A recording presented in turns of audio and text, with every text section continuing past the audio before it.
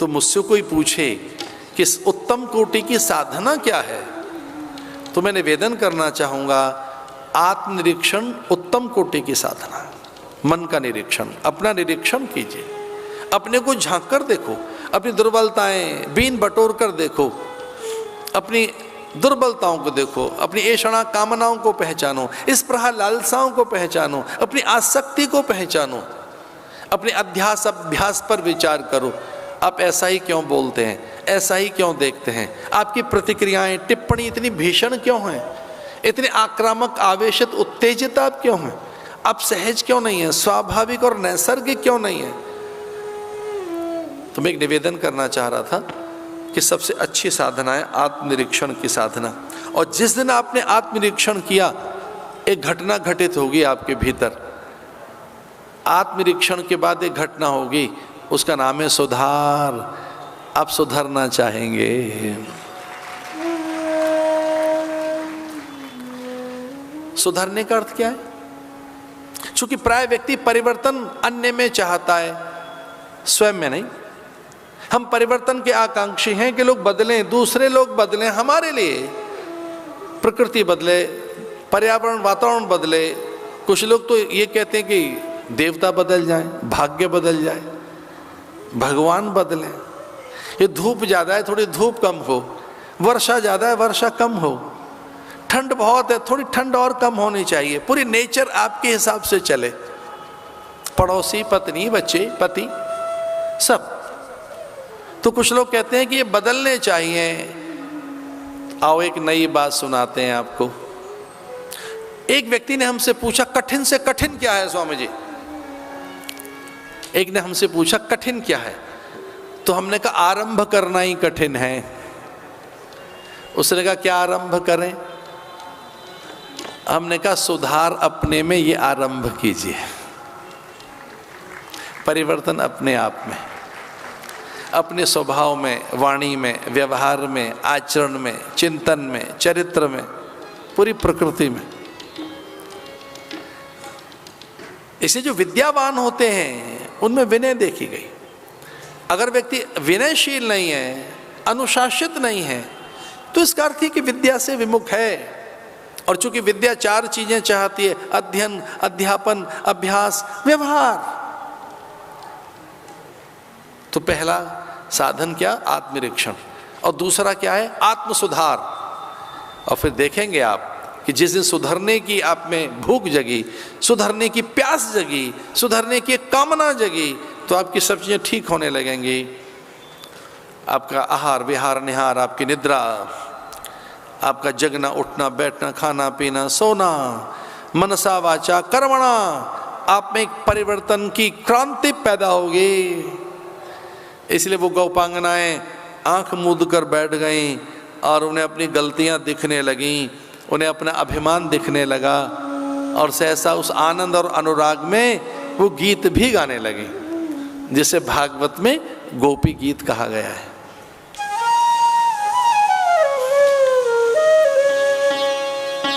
एक अचंभा सुनाएंगे।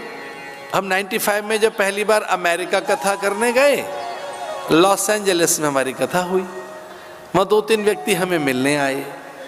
तो हमने जब गोपी गीत से की चर्चा उनसे की, तो वो बड़े चकित कर देने वाले अनुभव अपने बता रहे थे। बोले महाराज हम गोपी गीत करते हैं। मैंने कहा आप गोपी गीत किस लिए करते हैं? तो उन्होंने कहा कोई कह रहा था हार्ट प्रॉब्लम नहीं होगी इसको करने से। हमने कहा भाई कुछ और ढंग से बताइए बात। के नहीं हम तो बहुत से लोग हार्ट प्रॉब्लम ऐसे हृदयाघात नहीं होगा। तो मैंने कहा कि ऐसा तो नहीं है कि हृदय शुद्ध हो जाता हो इसके लिए किया जाता हो, ये थोड़ा करेक्शन करके देखो। दूसरी बार गए तो वो कहने लगे आप ही ठीक हैं, हृदय की पवित्रता के लिए ही है।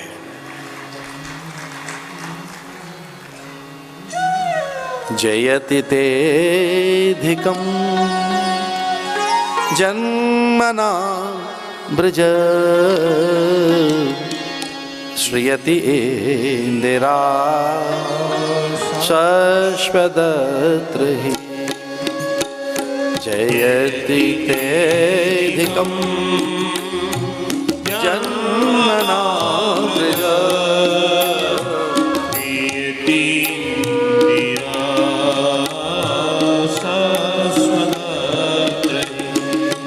बोलिए। जयति तेधिकं जन्मनां ब्रज श्रियति मेरा शाश्वत दैत्यदीक्षता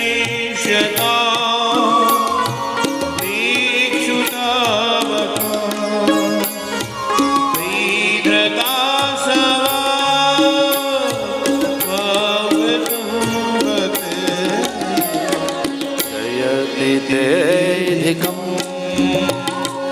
जन्मनां ब्रज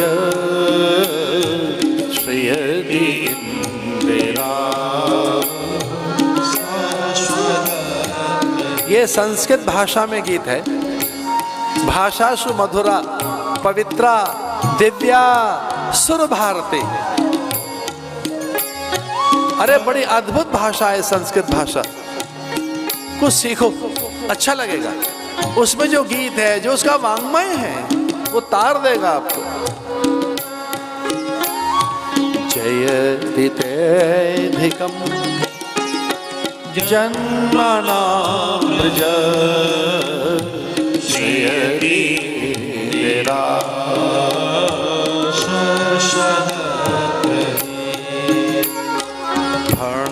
फणिफणार्पितं ते पदाम्बुजम्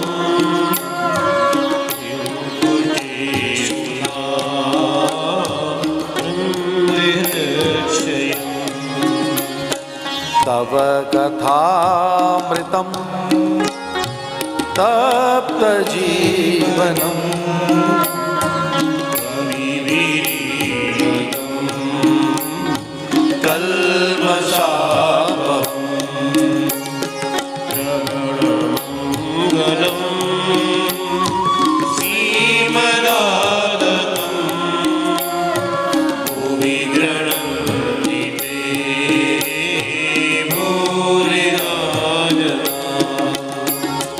जयति तेधिकं जयति तेधिकं, ये दो शब्द पर्याप्त हैं।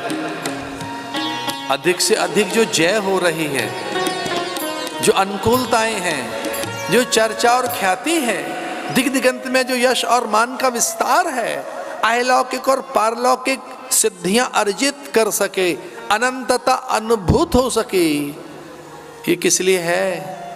ये महादेव यहाँ आ जाते हैं।